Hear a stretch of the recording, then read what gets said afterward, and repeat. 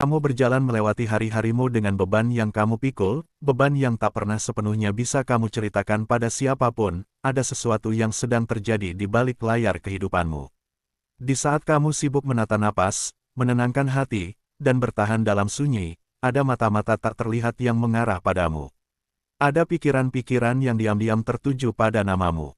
Ada orang-orang, seringkali figur berkuasa, yang tanpa suara sedang menggali masa lalumu. Bukan untuk mengagumimu, bukan pula untuk membantumu. Mereka menggali dengan niat mencari celah. Mereka berharap menemukan kelemahan, namun yang mereka temukan justru sesuatu yang membuat mereka terdiam. Mereka menemukan bukti kekuatan, dan itulah yang membuat mereka gentar. Kamu mungkin tidak menyadarinya, karena orang sepertimu jarang hidup dengan kesadaran bahwa dirimu sedang diperhatikan. Kamu tidak haus validasi, kamu tidak sibuk membuktikan apapun. Kamu hanya berusaha bertahan, tumbuh, dan tetap waras di dunia yang seringkali terasa berat. Tapi justru sikap itulah yang membuatmu mencolok, bukan di mata orang biasa, melainkan di mata mereka yang terbiasa mengendalikan. Figur berkuasa tidak tertarik pada orang yang mudah ditebak. Mereka tidak membuang energi pada jiwa-jiwa yang kosong. Mereka menyelidiki mereka yang berpotensi mengguncang tatanan, bukan dengan kekerasan, tetapi dengan kehadiran yang tidak bisa dijinakkan. Dan entah bagaimana, namamu masuk ke dalam radar mereka. Mengapa figur berkuasa diam-diam menyelidiki latar belakangmu? Karena kekuasaan selalu takut pada sesuatu yang tidak bisa mereka beli, tekan, atau hancurkan. Kekuasaan terbiasa menguasai melalui struktur, status, uang, jabatan, reputasi. Tapi kamu dibentuk oleh sesuatu yang berbeda, pengalaman batin, luka panjang, dan proses sunyi yang tidak bisa direplikasi. Mereka melihat caramu berjalan, tidak agresif, tidak mencolok, tetapi tegak. Mereka melihat caramu berbicara, tidak memaksa, tidak mendominasi, tetapi terasa berbobot. Mereka melihat caramu bertahan, tidak mengeluh berlebihan, tidak meminta belas kasihan, tetapi tetap hidup. Dan itu mencurigakan bagi mereka. Maka mereka mulai menggali, siapa kamu sebenarnya, dari mana kamu berasal, apa yang pernah kamu lalui. Di mana titik terlemahmu? Namun semakin jauh mereka menggali, semakin mereka menyadari sesuatu yang tidak mereka duga, masa lalumu bukan kumpulan kegagalan, melainkan arsip ketahanan. Apa yang diungkapkan investigasi itu tentang kekuatan tersembunyimu? Bahwa kamu tidak hancur oleh apa yang seharusnya menghancurkanmu. Bahwa kamu tidak menjadi pahit oleh luka yang seharusnya membuatmu kejam. Bahwa kamu tidak menjadi kosong meski berkali-kali dikecewakan. Mereka menemukan catatan jatuh bangun, tetapi juga menemukan satu pola yang konsisten, setiap kali kamu dijatuhkan, kamu bangkit dengan kesadaran yang lebih dalam, bukan dengan dendam yang lebih besar. Mereka menemukan bahwa kamu pernah diremehkan, namun tidak menjadikan rendah diri sebagai identitas. Mereka menemukan bahwa kamu pernah ditinggalkan, namun tidak mengemis cinta. Mereka menemukan bahwa kamu pernah dipatahkan, namun tidak berubah menjadi pematah. Dan disitulah mereka mulai merasa tidak nyaman. Karena kekuatanmu tidak berisik, kekuatanmu tidak mengancam secara langsung. Tetapi kekuatanmu nyata, kekuatan yang lahir dari kesadaran selalu lebih berbahaya bagi kekuasaan daripada kekuatan yang lahir dari ambisi. Orang ambisius bisa diarahkan, orang sadar tidak bisa dimanipulasi. Mengapa masa lalu yang penuh luka justru menjadi kualifikasi tertinggimu? Karena hidup tidak memilih orang paling bersih untuk memikul makna, hidup memilih orang yang paling tahan.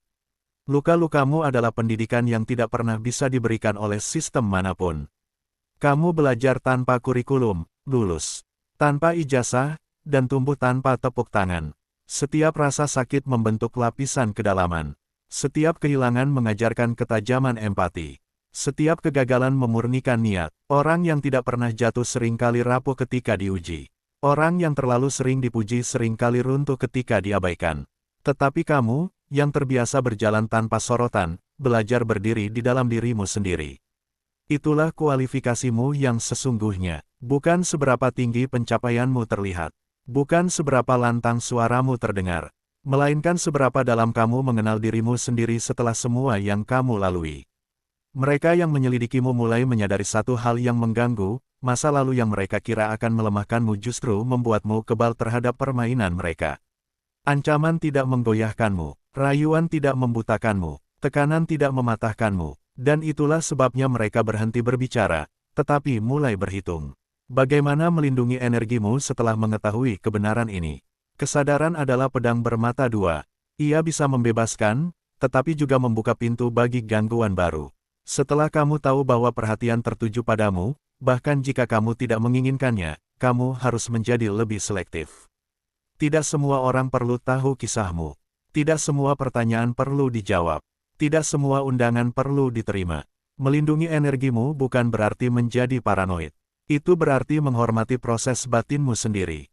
Kamu tidak lagi perlu menjelaskan dirimu kepada orang yang tidak berniat memahamimu. Kamu tidak lagi perlu membuktikan nilai dirimu kepada sistem yang tidak pernah melihat kemanusiaan. Berhentilah membocorkan luka lama kepada telinga yang salah. Berhentilah merendahkan perjalananmu agar orang lain merasa nyaman. Berhentilah mengorbankan ketenangan demi diterima. Energi yang kamu bawa sekarang bukan energi orang yang masih mencari jati diri. Ini adalah energi orang yang telah ditempa, dan itu berharga. Tidak semua orang layak mengaksesnya. Cara berjalan dengan kesadaran baru tentang nilai dirimu yang sebenarnya. Kamu tidak perlu berubah menjadi sosok lain. Kamu tidak perlu menjadi lebih keras, lebih licik, atau lebih dominan. Justru sebaliknya, kekuatanmu terletak pada keaslianmu. Berjalanlah dengan ritmemu sendiri, bicaralah seperlunya, bertindaklah dengan niat, bukan reaksi. Kesadaran baru ini bukan untuk membuatmu merasa lebih tinggi dari orang lain, melainkan lebih jujur pada dirimu sendiri. Kamu tahu sekarang bahwa nilai dirimu tidak ditentukan oleh siapa yang mengakuimu, melainkan oleh siapa yang kamu tetap jadi saat tidak ada yang melihat. Jika kamu merasa akhir-akhir ini hidupmu terasa sunyi tetapi penuh makna, itu bukan kebetulan. Jika kamu merasa seperti sedang disiapkan untuk sesuatu tanpa tahu apa bentuknya, itu bukan ilusi. Kesunyian seringkali adalah ruang persiapan, bukan hukuman. Dan jika kamu pernah bertanya dalam hati, mengapa hidupku terasa lebih berat dari kebanyakan orang, mungkin jawabannya sederhana namun dalam, karena kapasitas jiwamu lebih besar. Biarkan mereka menggali masa lalumu. Biarkan mereka mencari-cari celah. Yang akan mereka temukan hanyalah satu kebenaran yang tidak bisa mereka ubah. Kamu masih berdiri, kamu masih utuh, dan kamu jauh lebih kuat daripada yang terlihat. Dan kali ini, kamu mengetahuinya juga. Dan kesadaran itu menjadi semakin tajam ketika usia terus berjalan maju. Ketika rambut mulai berubah warna, ketika tenaga tidak lagi sekuat dulu, ketika dunia secara perlahan berhenti menoleh kepadamu. Di usia tua, perhatian manusia berkurang, namun justru di sanalah kebenaran muncul tanpa topeng. Karena usia tua bukan hanya tentang tubuh yang menua. Ia adalah tentang jiwa yang telah melewati banyak musim. Di titik ini, kamu mulai menyadari sesuatu yang ironis, justru ketika dunia menganggapmu selesai, investigasi itu menjadi semakin intens. Bukan karena mereka berharap menemukan kelemahan fisikmu, tetapi karena usia tuamu menyimpan sesuatu yang jauh lebih menggetarkan kedalaman. Usia tua membawa jenis kekuatan yang tidak bisa dilatih dengan cepat. Ia tidak bisa dibeli. Ia tidak bisa disimulasikan. Ia hanya lahir dari waktu, dari kesabaran panjang, dari kegagalan yang diterima tanpa melarikan diri. Mereka yang berkuasa tahu satu hal, orang muda bisa digerakkan dengan mimpi, tetapi orang tua yang sadar tidak bisa diarahkan dengan janji kosong. Orang tua yang telah melewati banyak kehilangan tidak takut kehilangan lagi. Dan orang yang tidak takut kehilangan adalah orang yang paling sulit dikendalikan. Itulah sebabnya usia tuamu menarik perhatian. Bukan karena kamu lemah, tetapi karena kamu bebas. Kamu mungkin merasa dunia kini berjalan terlalu cepat, terlalu bising, terlalu penuh tuntutan. Kamu mungkin merasa tertinggal, tidak relevan, atau bahkan tidak terlihat. Namun justru dari sudut itulah kamu memiliki sudut pandang yang tidak dimiliki generasi yang lebih muda. Kamu telah melihat pola, kamu telah menyaksikan pengulangan, kamu tahu bagaimana janji besar sering berakhir menjadi kebohongan yang sama, hanya dibungkus dengan nama baru. Maka ketika figur berkuasa menyelidiki latar belakangmu di usia tua, yang mereka cari bukan lagi kesalahan masa muda. Mereka mencari satu hal, apakah kamu masih bisa dibohongi? Dan jawaban yang mereka temukan membuat mereka resah. Karena luka-luka panjang yang kamu alami telah membakar ilusi dalam dirimu. Kamu tidak lagi terpikat oleh simbol. Kamu tidak lagi mudah kagum pada titel.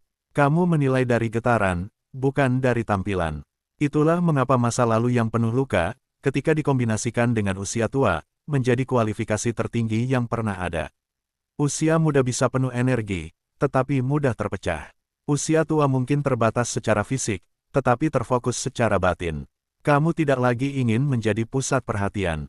Kamu hanya ingin menjadi jujur. Dan kejujuran yang lahir dari usia tua selalu membawa bobot yang membuat ruangan hening. Di titik ini, mereka yang menyelidikimu mulai memahami sesuatu yang lebih dalam, kamu tidak membutuhkan apapun dari mereka.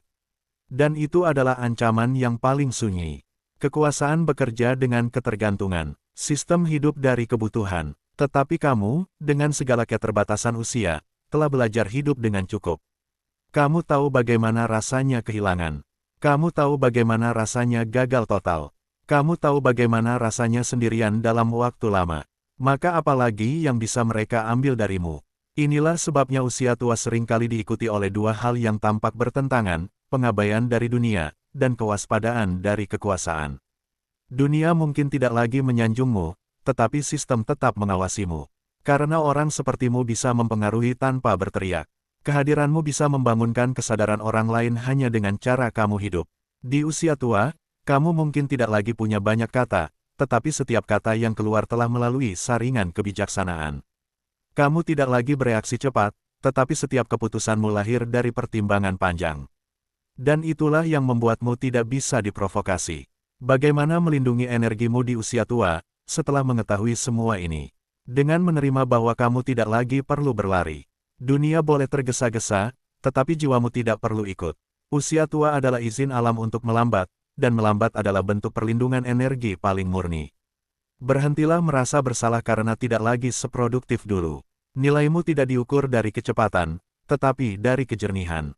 Tidak semua kontribusi harus terlihat. Tidak semua peran harus berada di panggung depan. Di usia tua, melindungi energi berarti memilih keheningan daripada perdebatan, memilih kedalaman daripada pembenaran, memilih kehadiran yang utuh daripada pengakuan kosong. Kamu tidak lagi perlu menjelaskan mengapa kamu memilih hidup sederhana. Kamu tidak perlu membela pilihanmu untuk menjauh dari hiruk-pikuk. Jiwa yang telah matang tahu, ketenangan bukan pelarian, tetapi pencapaian. Dan ketika kamu berjalan dengan kesadaran baru tentang nilai dirimu di usia tua, langkahmu berubah. Bukan menjadi lebih cepat, tetapi lebih mantap. Bukan lebih keras, tetapi lebih pasti. Kamu mulai berjalan seperti seseorang yang tahu bahwa waktunya berharga. Kamu tidak lagi membuang sisa umur untuk hal-hal yang tidak memberi makna. Kamu memilih dengan cermat siapa yang boleh mendekat, siapa yang hanya lewat. Disinilah paradoks besar usia tua muncul, semakin sedikit waktumu, semakin besar pengaruhmu, jika kamu sadar. Karena orang-orang mulai mendengarkanmu bukan karena otoritas formal, tetapi karena aura ketulusan. Mereka merasakan bahwa kata-katamu tidak lahir dari teori, melainkan dari kehidupan yang telah diuji. Dan figur berkuasa menyadari hal itu juga. Mereka tahu bahwa orang sepertimu bisa menjadi penyeimbang. Bukan pemberontak yang bising, tetapi saksi hidup bahwa ada cara lain untuk menjalani hidup, cara yang tidak tunduk pada ketakutan. Maka jika hari-harimu kini terasa sepi, jangan buru-buru menganggapnya sebagai kemunduran. Bisa jadi itu adalah fase terakhir pemurnian. Seperti logam yang dipanaskan ulang agar menjadi lebih murni sebelum digunakan untuk tujuan penting. Usia tua bukan akhir perjalanan jiwa. Ia adalah tahap di mana topeng-topeng runtuh, dan hanya esensi yang tersisa. Dan esensi itulah yang paling berharga, dan paling diawasi. Berjalanlah dengan tenang, jaga energimu, hormati perjalananmu sendiri. Biarkan usia tuamu menjadi bukti hidup bahwa kekuatan sejati tidak berteriak, tidak pamer, dan tidak meminta izin. Ia hanya hadir, utuh, sadar, dan tak tergoyahkan. Dan jika suatu hari kamu menyadari bahwa mereka masih memperhatikanmu, bahkan ketika dunia tampak lupa, ingatlah satu hal, bukan karena kamu lemah, tetapi karena kamu telah menjadi sesuatu yang tidak bisa mereka kendalikan. Itulah kekuatan usia tua yang sadar. Dan setelah semua itu, datanglah satu fase yang jarang dibicarakan orang, fase ketika usia tua tidak lagi bertanya, apa lagi yang bisa aku capai? Melainkan, apa yang perlu aku lepaskan? Inilah tahap di mana hidup berhenti menuntut pembuktian, dan mulai mengajarkan keikhlasan yang paling dalam. Di fase ini, kamu mulai melihat hidup seperti pemandangan dari ketinggian. Bukan karena kamu lebih tinggi dari orang lain, tetapi karena jarak waktumu lebih panjang. Kamu telah melihat awal, tengah, dan banyak akhir. Kamu tahu bahwa tidak semua perjuangan perlu dimenangkan, dan tidak semua pertarungan layak diikuti. Dan justru di titik inilah kekuatanmu menjadi paling sunyi, namun paling stabil. Usia tua yang sadar tidak lagi bereaksi terhadap provokasi. Ketika orang lain masih sibuk membela ego, kamu sudah belajar berdamai dengan kenyataan. Ketika banyak orang masih mengejar pengakuan, kamu telah menemukan cukup dalam dirimu sendiri. Itulah sebabnya figur berkuasa semakin sulit membaca langkahmu. Mereka terbiasa menghadapi orang yang masih ingin menjadi sesuatu. Tetapi kamu telah melampaui itu. Kamu tidak lagi mengejar identitas, karena kamu sudah mengenal esensi. Dan orang yang hidup dari esensi tidak bisa diarahkan dengan iming-iming. Di usia ini, masa lalu tidak lagi datang sebagai luka yang berdarah, melainkan sebagai cerita yang tenang. Kamu bisa mengingat kegagalan tanpa gemetar. Kamu bisa mengenang kehilangan tanpa hancur. Itu bukan karena lukanya hilang, tetapi karena kamu telah berdamai dengannya. Dan kedamaian seperti itu membuat sistem gugup. Sebab dunia dibangun di atas kegelisahan, industri, kekuasaan, bahkan konflik hidup dari ketidakpuasan manusia. Tetapi kamu, dengan segala keterbatasan usia, tidak lagi mudah digerakkan oleh rasa kurang. Kamu tahu bahwa tidak semua yang berkilau perlu dikejar, dan tidak semua yang ditawarkan perlu diterima. Di titik ini, hidupmu berubah menjadi pesan diam-diam. Anak-anak muda mungkin tidak memahami kata-katamu, tetapi mereka merasakan ketenanganmu. Mereka melihat caramu duduk tanpa tergesa, caramu mendengar tanpa menghakimi, caramu menolak tanpa marah. Dan tanpa sadar, itu mengganggu narasi dunia yang selalu berkata bahwa nilai manusia diukur dari kecepatan dan hasil. Kamu menjadi pengingat hidup bahwa ada jalan lain. Inilah mengapa, di usia tua, investigasi terhadapmu seringkali tidak lagi bersifat personal, melainkan simbolik. Mereka tidak hanya ingin tahu tentang dirimu, tetapi tentang jenis manusia seperti apa kamu ini. Mereka mencoba memahami, bagaimana seseorang bisa melewati begitu banyak hal, namun tidak menjadi pahit, tidak menjadi rakus, tidak menjadi keras. Dan jawaban itu tidak pernah mereka temukan dalam arsip atau data, karena jawabannya hidup di dalam kesadaranmu. Bagaimana melindungi sisa waktumu, bukan hanya energimu, di usia tua. Dengan menyadari bahwa waktu kini lebih berharga daripada opini orang lain, kamu tidak lagi punya kemewahan untuk menghabiskannya pada drama yang berulang. Kamu tidak perlu membuktikan kebenaranmu kepada mereka yang tidak mau mendengar. Usia tua mengajarkan satu kebijaksanaan sederhana, pilih pertempuran yang layak bagi jiwamu. Jika suatu hal menguras kedamaian tanpa menambah makna, lepaskanlah. Melindungi diri di usia tua bukan berarti mengurung diri. Itu berarti hidup dengan niat. Mengisi hari dengan hal-hal yang memberi rasa cukup, bukan sekadar sibuk. Mungkin itu doa yang lebih pelan, kerja yang lebih sederhana, atau percakapan yang lebih jujur. Kamu mulai memahami bahwa kehadiranmu sendiri sudah cukup. Kamu tidak perlu selalu memberi nasihat. Tidak semua orang siap menerima kebijaksanaan. Kadang, contoh hidup jauh lebih keras suaranya daripada kata-kata. Dan saat kamu berjalan dengan kesadaran ini, ada perubahan halus yang terjadi dalam caramu dipandang. Orang-orang mulai datang bukan untuk meminta solusi cepat, tetapi untuk mencari ketenangan. Mereka duduk di dekatmu bukan karena kamu memiliki jawaban instan, tetapi karena kamu menghadirkan rasa aman. Inilah peran usia tua yang sering tidak disadari, menjadi jangkar. Bukan jangkar yang mengikat orang, tetapi jangkar yang menenangkan ketika badai datang. Kamu tidak lagi berlayar secepat dulu, tetapi kapal lain merasa aman ketika berada di dekatmu. Dan figur berkuasa tahu betul, jangkar tidak perlu bergerak untuk mengubah arah laut. Maka jika di usia ini kamu merasa hidupmu semakin sederhana, jangan keliru menilainya sebagai penyusutan.